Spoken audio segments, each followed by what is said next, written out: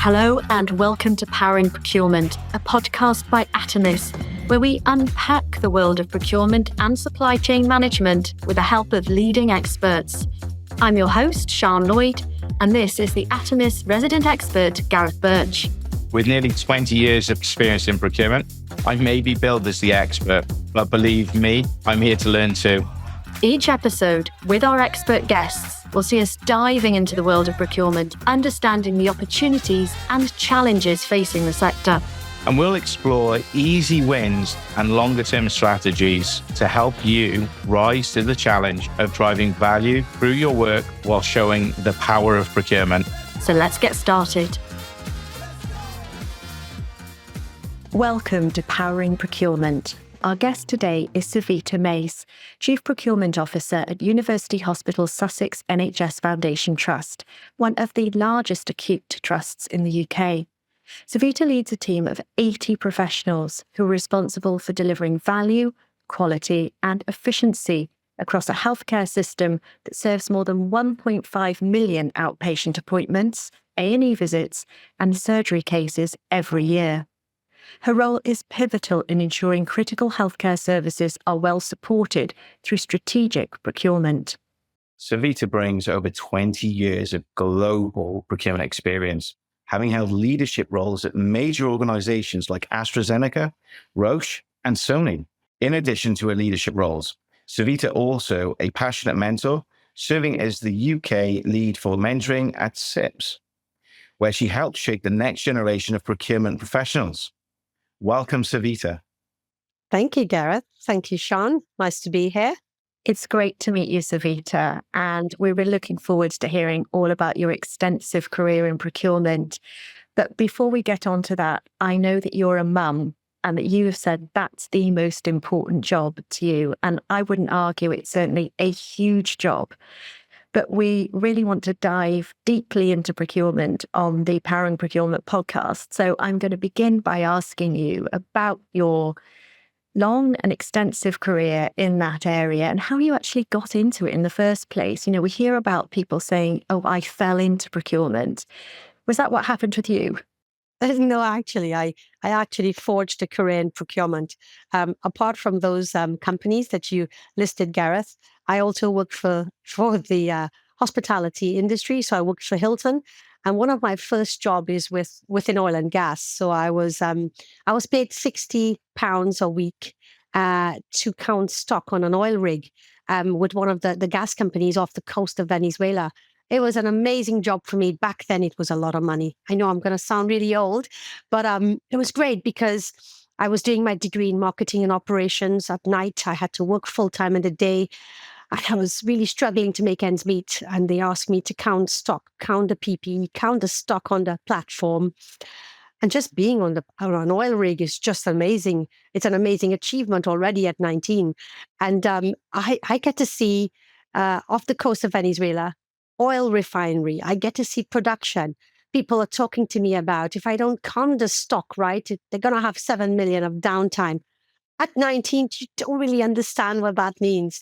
But I got fascinated about what does this world mean? So what happens after the gas is extracted, after the oil is produced? What happens? And I think because I was working there in a trainee and a management trainee role, I said to them, I want to get into buying. I think I could be an amazing buyer. Luckily, or unluckily for him, there was a guy that was off work for a year, and they asked me, would you like to be an assistant buyer for a year? But you're going to have to study as well. And I said, this is my career. I know what I want to do for the rest of my life. And at 20, I started studying SIPS and working and going out to count stock. It didn't increase my salary, unfortunately, but that's kind of how I forged a career in buying. And back then it was called purchasing, it was called stores, inventory analysis. So I was called an inventory clerk, counting the stock.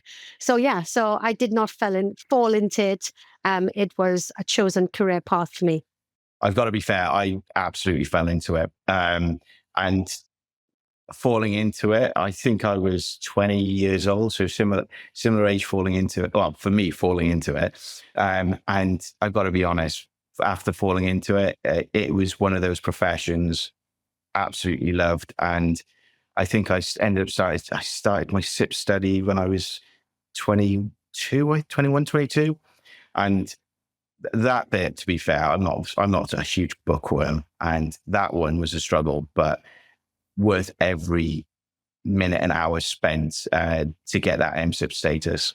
Are there any learnings from your experience in procurement roles throughout which have helped you and carry you forward with your profession into that leadership?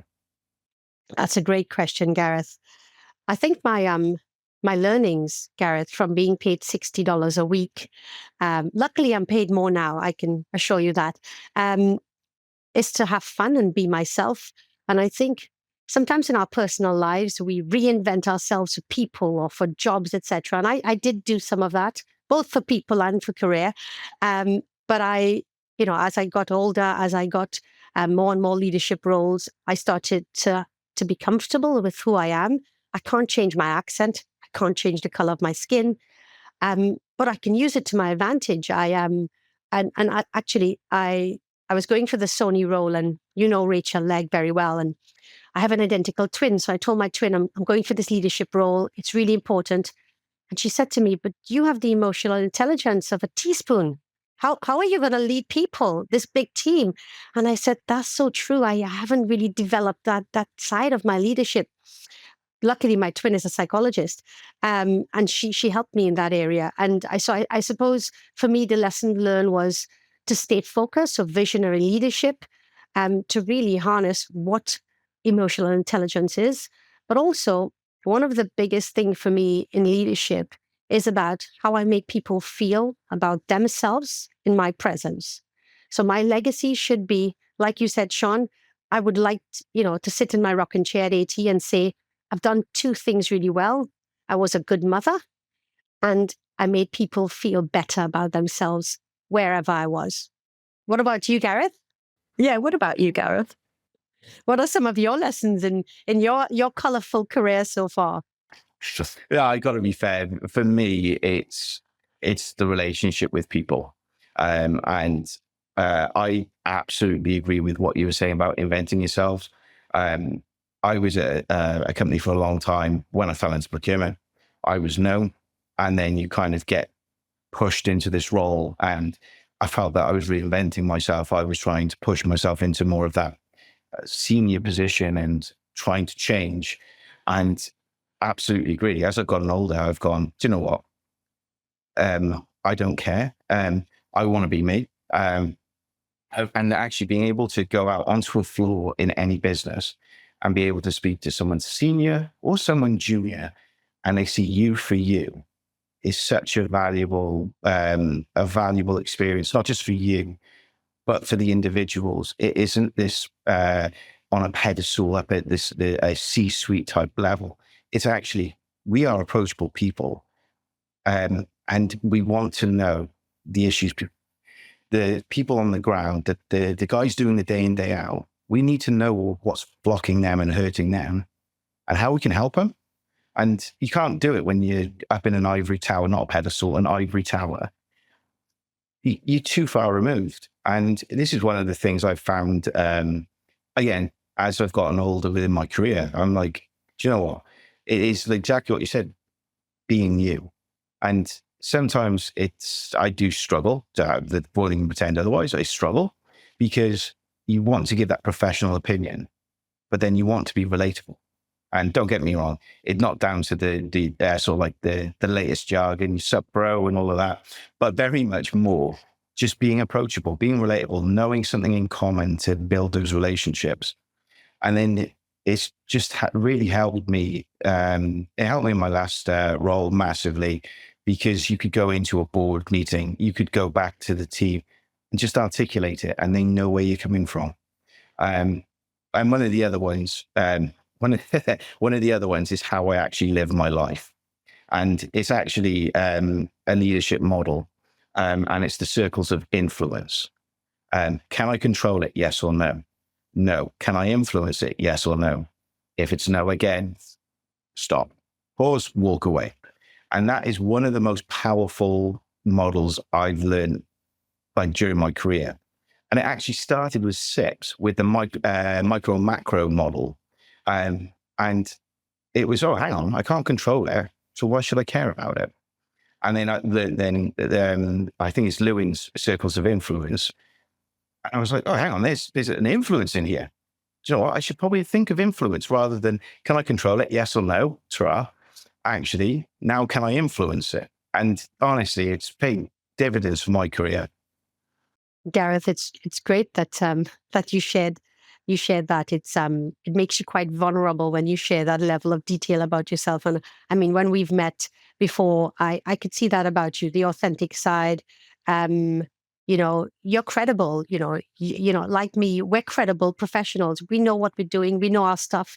And I think for a big part for me, because you and I qualified with SIPs so early in our careers, we were the experts in the room. People recognize us, like they're professionally qualified, they have university master's degrees, etc. But that's not what I brought to the table. The qualifications on paper isn't what we bring to the table. It's much more than that. And I really loved how you articulated yours. Thank you. No, thank you. And I've certainly learned a lot from both of you there. And it's really great to get the backstory as well. And, feel we're understanding something about the people here as well as procurement and the sector you're in, which of course is so important. And I suppose in my role as host, I'm certainly not an expert. But what I really, really wanted to focus on, Savita, from what you were saying in that part was, now who you are, what your approach is. Was there a particular moment that happened? Was there a point in your career that you came to that conclusion? I can't pinpoint a particular point in my career where I thought I'm going to be me now. But what I could say is that in the last 2 years, since I've been in the public sector, so 22 years in private sector, I come into the NHS. And no surprise, my twin sister convinced me because she was in the NHS all her career. And actually, it really humbled me because for the first time, and you touched on it in your introduction, for the first time in my private sector bubble, I am with the patient in the elevator, in the toilets. If I go up to the wards to meet my stakeholder, I have to wait for them because they're operating. And I realized that this is the real world. This is the most vulnerable people, not well, expecting to have a service. And my role in this trust and for my ICS is pivotal. It's pivotal. If people don't get what they need for a surgery, for an operation, for treatment, outpatient, whatever it is, it's on me. The buck stops with me. And it's very accountable and responsible. And sometimes it's a little bit overwhelming where the consultants call you and say, I'm waiting for something. I need it at 4:00. And I have no control over some of the logistics, right? The supply chain is vast. But it was really humbling coming into the NHS and not having that buffer. Because as you say, I have always been removed from the end customer, from the patients. In pharma, 4 steps away. At Sony, I'm 7 steps away. The supply chain, it could be 4 tiers. So this is the first time I am so close to the end patient. Well, I am close to the end patient or the end customer if you're in a corporate world. And it's really sobering. It's really, really sobering. And I suppose I don't have the luxury to be somebody else, Sian. I really don't have the time, the luxury. I don't even have any space to be creative about who I want to be. So I have to be myself. I have to use skills that I don't have, stuff that I have, and I have to perform. This is real people that we're treating. So showing up as myself has been the best thing I can do. People seem to like it. Obviously, a lot of times I hear that's a private sector mentality because that's the only experience I have, and I hear that a lot from people. Not in a bad way, but in a you haven't got used to how we think yet. But I welcome it, So in terms of your question, I suppose being myself, this is the first time in my career that I've been 100% myself. I've been about 70 or 80 or 50 in other jobs. This is the first time 100% myself. And thank you for being so candid and so honest with us as well. It's absolutely fantastic to hear. And, Gareth, I'd like to know, is that something that you can relate to from what Savita was talking about, the consumer, the end customer, really, that we don't always perhaps talk about in the procurement supply chain? It's definitely something I can relate to be honest. So in the roles I've had, I've always been removed. I had one opportunity early on where I went into a customer-facing environment, and I was very much wet behind the ears. Early, like maybe 6 months into my procurement career, I was miles off. And as part of it, I was sent out to learn what our stakeholders want, which was a great experience. Going to our stakeholders, what do you want from procurement? And like most procurement professionals, when you start off, it's normally like a stationary contract. And it was exactly that for me. And I went out, started speaking to people in our branch network for the company I worked for. And one day in one of the branches, I had the pleasure of meeting an unhappy customer.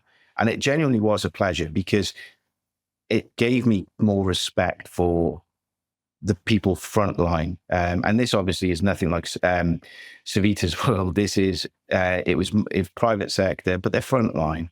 A disgruntled customer, how do you help them? And even just how the staff just taking them aside, making them a cup of coffee. Look, someone's not here right now. You see that side, and I'm that far removed. I never see it. So for me, it was great to see, but then it's almost, you can see the work procurement does to then help deliver to the end customer, the end consumer. But yeah, with I've always worked where I'm so far removed, and you hear from a focus group with customers, which has gone through a product area, which has gone through marketing, which has gone through another, which has then landed at procurement with, we'd like these requirements. And yes, it's driven from the end consumer, the end customer, but we're not involved. So it is really interesting to hear how, like most of us, when we visit the NHS, Savita's got to wait. But it's great to hear. It's great because being able to experience that, see what people are going through, helps procurement get better, become better, and as leaders start educating the next generation of the customer. Because without the customer within or the consumer in any environment, we don't have jobs. So it's a massive important thing, and you can't underestimate it. Savita, I really feel I'm getting to know you a little bit during this podcast, and which is fantastic. And obviously, I've been looking into your background a bit before meeting you, doing a little bit of research, and you have gone from oil and gas to hospitality to manufacturing to pharma, now to health. It's really, really impressive. Where do we start? What do we focus on?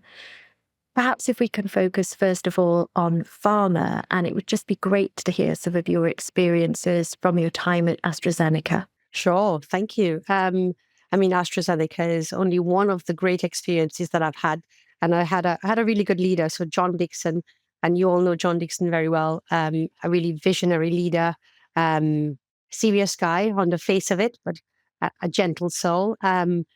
But in terms of visionary and compassionate leadership, that's where I kind of saw it from. And it was inspirational to me, actually. And I've had many opportunities, as you've just kind of uncovered, to work in many industries. And what procurement gives us, and Gareth and I have done this, which is we have transferable skills. On to the core, what we do can be done in any company, any sector, any country. I've worked in many countries. And in pharma, you have very highly regulated due diligence, 4 tiers of the supply chain, active pharma ingredient in supply chain, etc. And that was really eye-opening for me. And the people at AstraZeneca were really nice. Unfortunately, I didn't get to meet a lot of people in person because COVID hit. And a lot of the teams obviously were working remotely. But you did get that sense of, people really well because you see each other on a screen, etc. But I want to reflect on the kind of lessons I learned from AstraZeneca in terms of As I said, early in my career, Rachel Legg, and most of you know her. Rachel Legg is still somebody I hold in high regard, not only because she looked beyond my CV for my first leadership role, but she was doing skill-based hiring. She was doing growth mindset, 15, 20 years ago. And what I learned in my time with AstraZeneca, in my first interview, actually, I asked them to change the interview twice because my baby was going to start nursery. And I said to them, do you mind if I come on a Monday instead? Because I really want to see him and I want to come at a certain time. And they were so lovely about it. And when I got there, and the interviewer said to me, she said, are you okay? It's very emotional to put your baby into nursery. And that was one of the first things I thought, this is a growth mindset company. This is a company that respects a diverse pool of talent. And this is a company that respects that you bring your whole self to work. You don't just bring somebody with a lot of qualifications, a lot of experience. So those sorts of lessons that I've learned from AstraZeneca, from the people there, and I think under John's leadership, that's what I saw. And I've kind of transfer that here. So in my team, I have 11 different languages.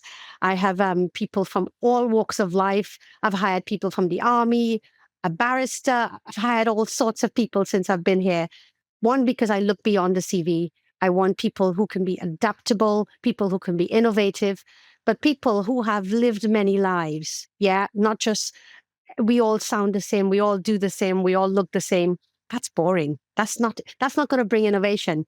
So my experience in pharma, it was really, really good.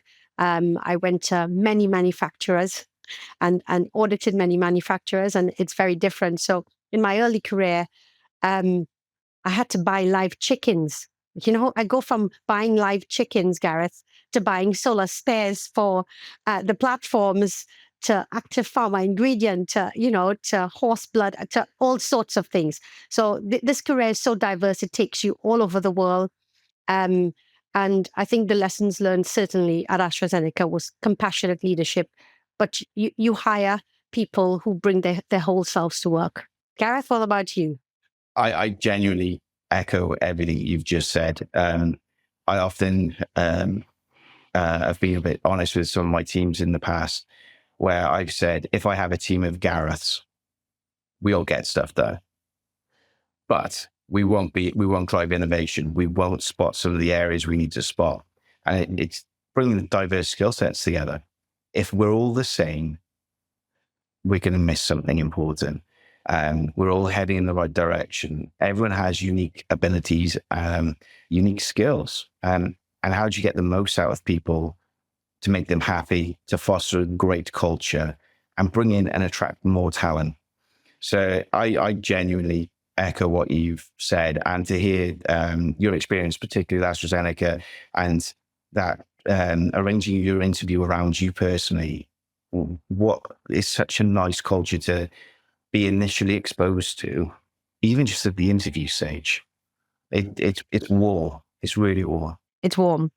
And pivoting slightly on the leadership side. So obviously your career, you've worked in multiple areas. How has your leadership in these areas helped you foster supplier relationships? Because you've obviously working from manufacturing to pharma, you've got upstream, downstream. There's a lot in there, and there's a lot of stakeholders you have to work with and manage, and it's got to be really difficult. But do your leadership skills, are they easily transferable? My leadership skills, adapting, has been something that was new to me, because in my early career, I kind of had the same leadership in the first 3 roles. I mean, I do come with the benefit of an identical twin who's a psychologist and who spent 23 years in mental health. And all of my friends are therapists, reflection therapists, CBT. So, I don't have the typical relationship. Say, when I meet up with my friendship circles, they ask me to reflect on things. That's not typical, right? So I have that advantage where I've learned along the way some core skills that you normally would have to pay for, that I get for free. So I suppose, as I mentioned, ensuring that I always do the kind of check-in, check-out, the temperature check with the teams, that I ensure that that my resilience and my energy levels match what I'm going to do. And therefore, as you said, Sean, I am a mother of 2 young kids. I wear different hats. I'm a lecturer 1 month, then I'm doing SIPS stuff for SIPS out in a different continent, etc. So I have to be adaptable, but I have to ensure that I check in on my own resilience. And what I don't want to do is overstretch and let my own children down and then let the job down. So that kind of temperature check with myself has really been important. In terms of visionary leadership, Gareth, that I get really excited about legislation. I know it's boring for you, but I get really excited about what's coming up and how do I curate what we do and simulate what we have to do next. So, for example, the CSDDD EU legislation with supply chain, the one that kind of imposes stricter rules on how companies control environment and human rights impacts on businesses, etc. So that's in play now, and companies have to ensure that. So manufacturers have to ensure that they are reporting on these things. Now, this is going to make the world a better place. So anything that's going to improve the sort of the living standards for people is what I'm interested in.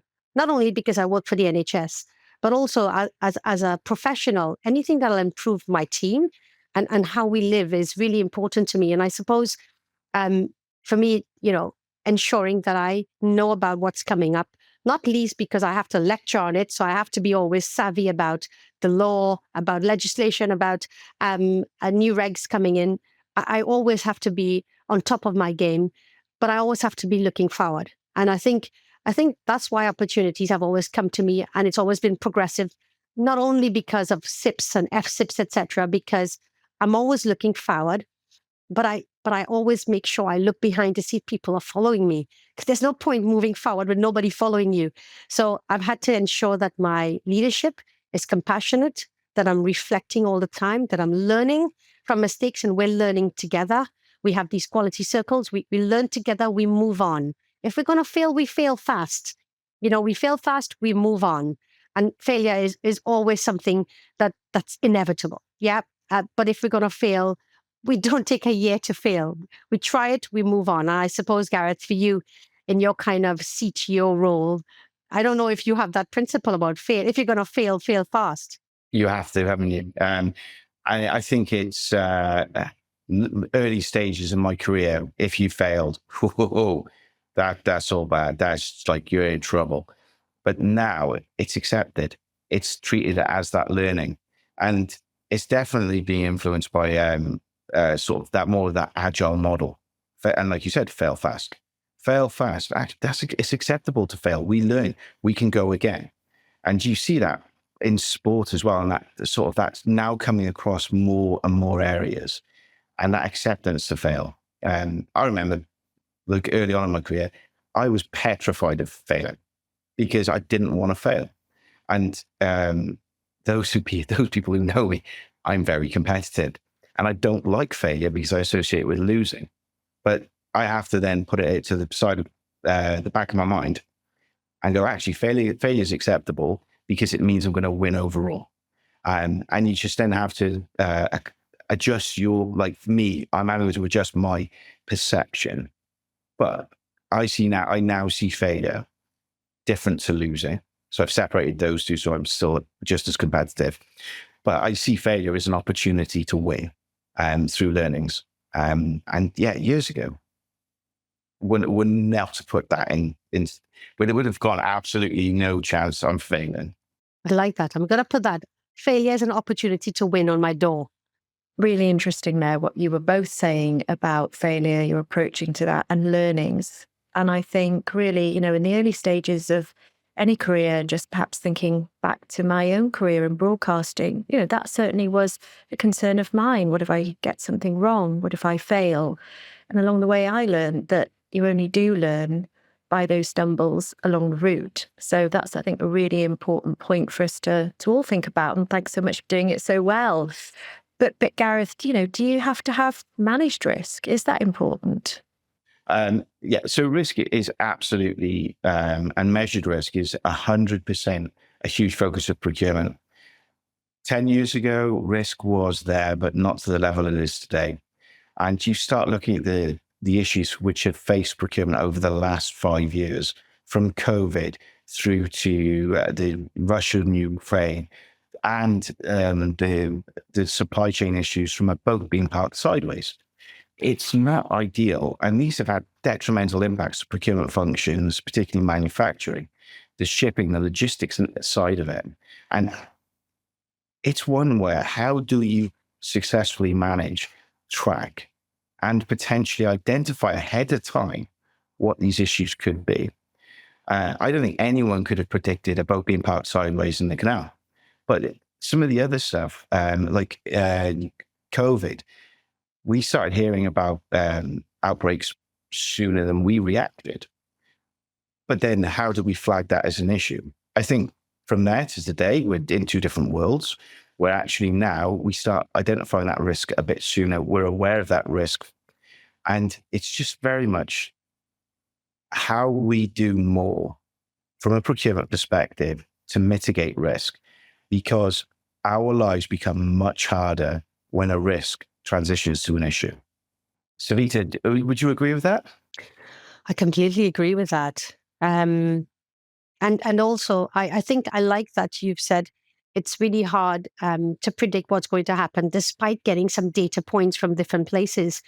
So I think what's helped me is that the connection I have with people in SIPs all over the world has helped me in probably all my jobs, where the risk-based analysis. So in terms of the framework of how we identify risk, the assessment, analysis, mitigation, etc.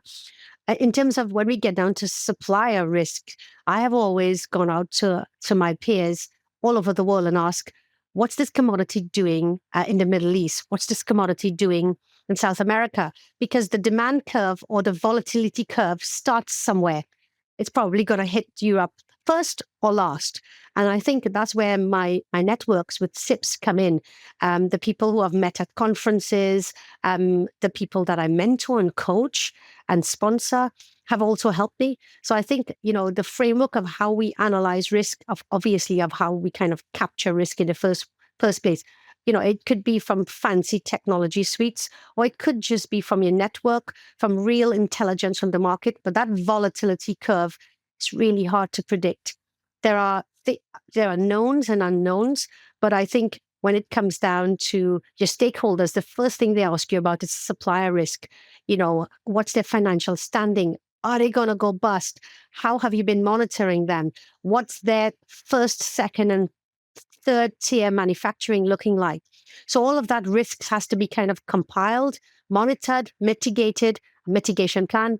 But I think a lot of buying organizations, what we forget to do is we forget to communicate the risks to stakeholders. We forget to communicate the risks at each stage in terms of when we start capturing them, when it starts being mitigated, how we're mitigating it, and what's the stakeholders' role in helping us mitigate risk in terms of, will they pivot to an outsource model? Will they pivot to a different piece of technology? So that kind of co-creation of risk mitigation and then reacting to when it actually happens is really, really important. So supplier risk and communication for me has been two real big learning points in my career, and what we have to do now in health. Savita, that's really interesting, because when you talk about the different data sources, the different touch points, the communication, and that continued communication through the process, how does technology help in that? It's a really good question, because I told you earlier about the oil and gas company and what they would do. You're going to calculate my age now, but what they would do is send me pieces of their catalog, like their paper catalog, and send me notes about what's going to change and kind of tell me about potential volatility if it's mergers and acquisition for their company, etc. But in handwritten notes, sometimes with a Post-it, they'd post it in a letter. So I had to type this up and put it into kind of one analysis for the head buyers, etc. Luckily, that's no longer my life. And 20 years on, technology has played a massive role in how I, as a CPO, plan for what's going to happen next. Technology has given me the ability to not only stay on top of due diligence, stay on top of risk-based decisions, commercial decisions that I have to make, but also it's given me the ability to store everything in one place. I don't have to use paper anymore. I don't have to use 15 different databases. Clever middleware in the background and algorithms prepare things for me about sentiment data that I don't have to Google what CEOs are saying anymore. I have a piece of tech that'll tell me that. So technology has changed things for me drastically and my teams in every company, because we've wasted a lot of time doing that. So it saves me time, it saves me money, but I can hedge better. I know where to invest in and why. I may not know the ROIs right away, but the return on investment is higher when I make a more measured and calculated risk-based decision. Does that answer your question, Gareth? No, it really does. And one of the interesting stats from the risk and resilience session I was speaking at, we asked a poll, and 47% of participants who attended said they manage risk through Excel. And you just start looking at it going, the number is obviously dramatically reduced from where it would have been to where it is today. But technology can play that vital point, like you were alluding to, summarizing data, giving you data to make calculated decisions. It's a massive win, even to the point with no longer looking at catalogs and either having online catalogs or just that point and click methodology these days is unbelievable. I was unfortunately never got to use the yellow pages to look for suppliers. I've always been kind of a Google child, but it is one where I don't know how I would have done like in my career. I don't know how I could do without Google, if that makes sense, or other search engines of that type, because it gave me access very quickly, just Googling suppliers of a certain category. But you just think, how many people could we have missed back in the day? And then how much value do you leave on the table? And then it extends to the risk side. How do we know the risk? I was on a session this morning around AI, and we were talking about adverse media checking. Hang on, what? Hang on. So somebody's going to tell me when a supplier has been in the paper about something negative. Wow. This is stuff which might not affect my decision to work with them and continue working with them, but it would affect my decision on culturally. What does that mean? Because a lot of procurements I started doing before I jumped ship, and a lot of them focused on alignment of cultures. We want to work with someone culturally similar to us. And then the adverse media then just allows you to identify and manage it. And these are things which they're so powerful to procurement. And I think the more these get adopted, the more difficult it is for us to live without them, which is going to be really, really interesting. And you're right about the sentiment data. What CEOs and leadership teams at companies say drives the share price, and it also drives either reputational risk in a good way or bad way.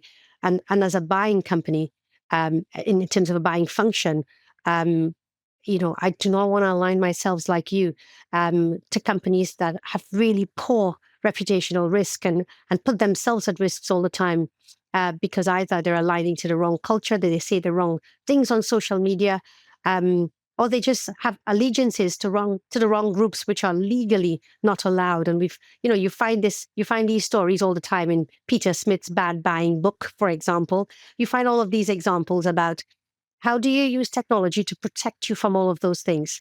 Because harnessing the data and these I remember evaluating Kraft's sentiment data software, and they were using something like 400 different data points to give you one report in about 2 minutes.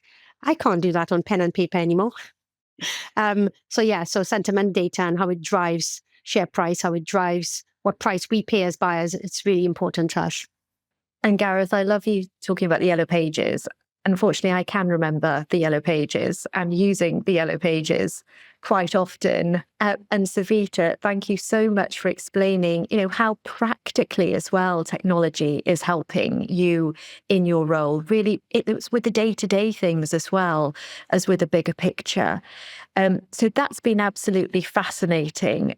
And I guess I do want to throw it forward a little bit at this stage in the podcast to the future and bring in particularly your role in mentoring and the lecturing. And I know that you've been involved with the module and the masters at Durham University, really, looking to the future generation of people who'll be coming into this profession. How do you see that? How does it stand at the moment? And, what are your hopes and aims for the future, really? That's a loaded question with lots of layers there, Sian. I suppose if I start with Durham University, so I am one of the industry experts for Durham Business School, and my role is to shape the executive masters for them that's relevant, that's going to enhance the experience of whoever signs up to their course. But when they get back into the real world, they can use the principles. We know that we only use about 10% of the degrees we studied, right? If that. I shouldn't say that because I do have an academic foot, so I shouldn't say that. But so I suppose for Durham University, the new executive masters in procurement and supply chain will cover things like strategic influence and leadership, data sciences for business, sustainable supply chains, digital supply chains, using algorithms to simulate advanced risk and forecasting. And it'll have a D&I element. So I help them shape their executive masters because I want leaders to come out well-rounded, not just learning hardcore technical things that Gareth and I learned in our master's degree, but to come out with understanding how innovation drives a better business model, how leadership is really about how people feel about themselves in your presence, how simulation of investments that you're going to make as a CPO, or just risk-based simulations is critical to what you do next. So that's my role at Durham. They call me an industry expert because what I want to do is make what people study very practical, but make sure that during the time of study, they get real skills that they can actually use when they go back to the workplace. So, Savita, what key skills and traits do you think young people are going to need in the future in this profession?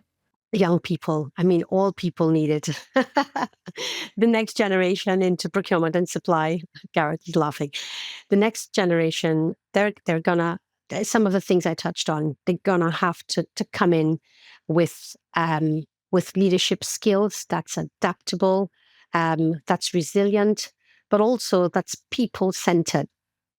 Technology is an enabler. It's amazing, but it's just the enabler. You have to come in with understanding that the processes that you put in place has to be able to be understood by who you are selling to, your customers, if you're treating patients. So those kind of skills with visionary leadership, with understanding that the triangle of people, process, tech is still a triangle that we have to listen to and we have to honor, I suppose. And they have to.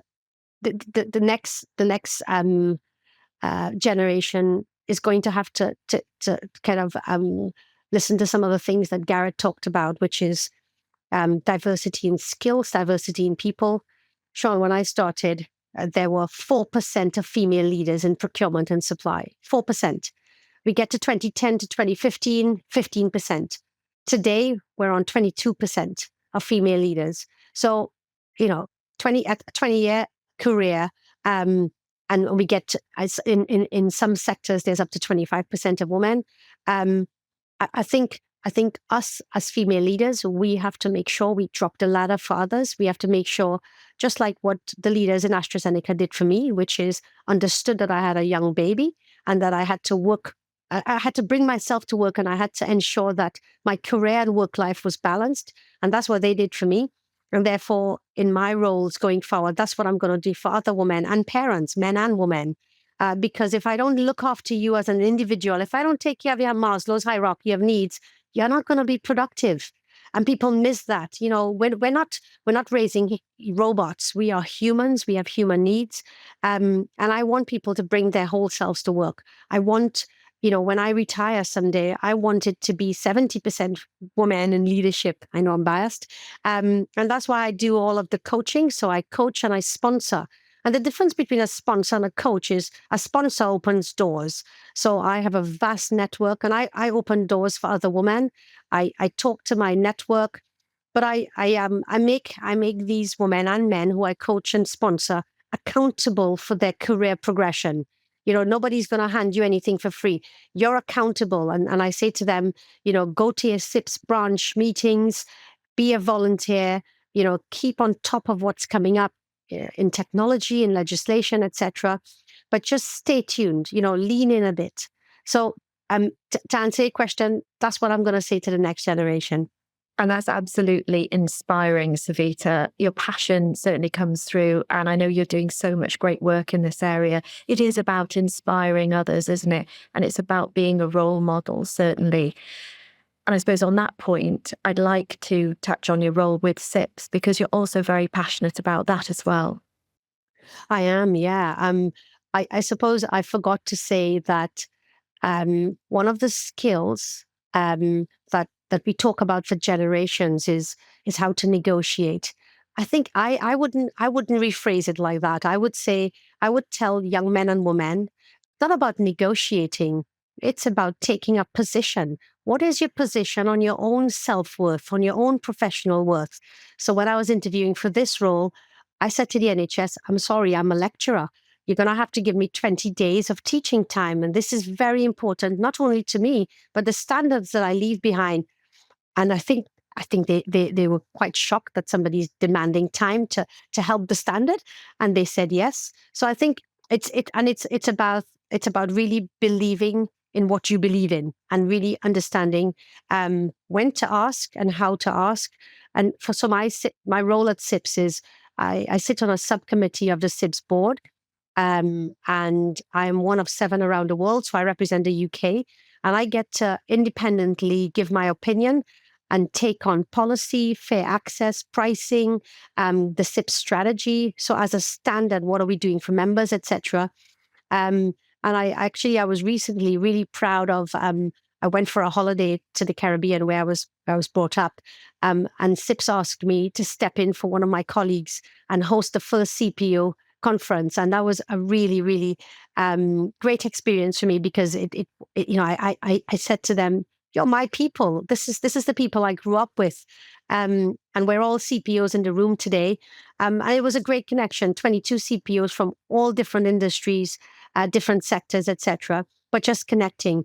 And I think SIPS as a standard, as a qualification, as a body, it's been more than that for me. It's truly what's defined me as a professional. And hence I give a lot of time for SIPS mentorship, for the FSIPS panel, for my role in the membership committee for the UK. Because it's really important to me that even if you're not a SIPS member or a SIPS qualified professional, and we're not discounting your qualifications, even if you're not there and you're in procurement, I would say there is a place for you in this profession. Show up at a SIPS meeting in your county. Doesn't matter if you don't have a qualification in SIPS. But it's a community. It's a community that I feel really connected to. It's a community that's helped me a lot in my career. I'd agree with you. From memory, I was SIPS treasurer for the South Wales branch, and I wasn't qualified. I was still studying, but it was trying to give my little bit for the profession, giving that little bit back. And I don't think you can downplay the value of that membership SIPS have. And I think it's really bizarre, but there's a level of, maybe I'm being naive, but there's a level of trust. So whenever I meet up with SIPS people, I met a Greek guy at the SIPS conference 2 years ago, and I was coincidentally going to be in Cyprus in the same town. And I met up with him there and his wife and his kids. We all had dinner because we're both CPOs. And I think and I know Gareth feels this as well. There's a kind of trust. I mean, obviously, when you're a professional like us in terms of procurement and supply, Sian, you can't have a criminal record. You could not have been involved in anything unethical. So there's a baseline of ethics there, but it's a real trusting community. So I meet up with strangers all the time in my profession, CPOs. We have a drink, we have a meal, and we chat about exactly what Gareth says. We chat about the same challenges we're all going through to make commercial decisions for our company. And we help each other out in terms of intelligence, volatility, networks. Gareth and I met the CPO for Arsenal when we went to the awards. And we kind of negotiated our way into free tickets. No, we didn't. But it's these kind of, it's nothing to do with health, but he had the same challenges like us. So I think for me, it's a really, really important platform and network. And it's great to hear and understand so much about it. Thank you for sharing that with us. We are coming towards the end of the podcast, and it's at this stage really, Gareth, isn't it, that we like to ask the same final question to each of our guests. And well, the reason that we do that is because we're aware that there are some challenges in this profession, like so many others, around recruitment and retention. So we like to get a key message from the guest at the end. And Gareth, I'm going to say over to you. Thank you, Sian. So, Savita, when you look back at the start of your career, why are you happy you went into procurement? That's a great question, Gareth. I'm happy I went into procurement for a few reasons. One, I was a young girl in the Caribbean with no choices. It's a third world country. Now it's a developing country. But there's a saying about where you're born dictates where you end up. I don't believe that's true. Procurement gave me a global foot. I've been to more than 50 countries with my jobs. I am financially independent. I was financially independent at 25. I don't think any other career would have afforded me this. As a woman, it's been difficult in procurement because it's always been a man's world, but we've got very far. Because you're in a buying position and the balance of power is tipped on your side, my gender didn't matter. My accent didn't matter. My skin color didn't matter because I was the head buyer. So it gave me that kind of balance of power tipped on my side. But I feel really privileged for the people who's helped me. When I came to England 23 years ago, I had a lot of support from people, strangers who helped me with advice, helped me with, things about where to live, etc. So, and that's the reason I made a decision to pay forward early in my career. Because that's one of the legacy I want to leave behind. Did I help somebody? Could I have helped somebody throughout my career that made a difference to their lives, that made a difference to their financial independence as women, etc.? So that's the reason I think procurement and supply chain is the best profession ever. Well, that's an amazing positive note to finish the podcast on. It's been absolutely wonderful talking to you today, Savita. A true pleasure, hasn't it, Gareth?